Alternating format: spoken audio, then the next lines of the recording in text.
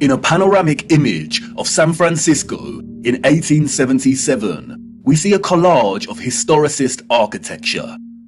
We see columns adorning the entrances to very regal buildings that stand out like sore thumbs from some of the timber shacks surrounding it. We see Gothic spires and towers in the distance. We see domed cathedrals and buildings. We also see just how sprawling and huge the city has become.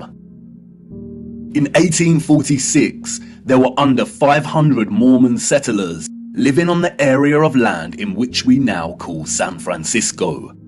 It was frontier land and ready for the taking. Between 1848 and 1849, with the start of the California gold rush, the population increased from 1,000 people to 25,000 people. 28 years later, this panorama was taken. The population at this time, we are told, was getting close to 200,000. Who in their right mind would believe this story? Does this look like a city of 200,000 people? Without any modern technology, power tools, automatic manufacturing, electric motors. A people in a strange, unfounded land, just making their mark.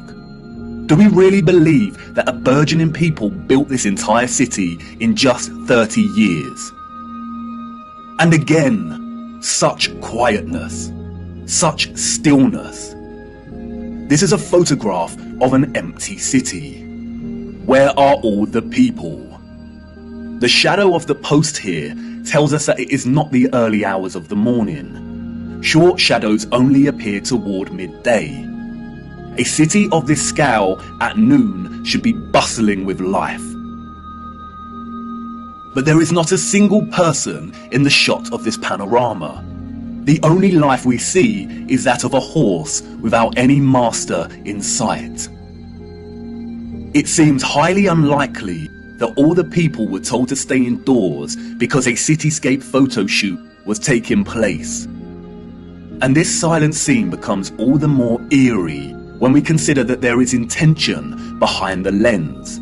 Someone was there, standing at a vantage point and taking this photograph. But who? And for what? And what are the chances that in the 19th century, during similar decades, we see deserted Russian, European, and North American cities photographed like this?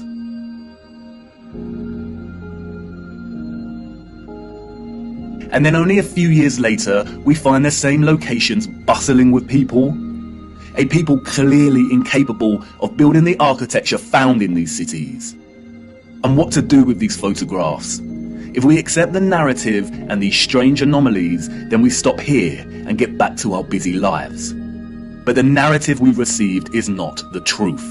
And we shouldn't accept any narrative, no matter how official and certified it is, unless it makes sense. The people we see in these photographs and their early ancestors could not have built the magnificent architecture we see. It is an impossibility.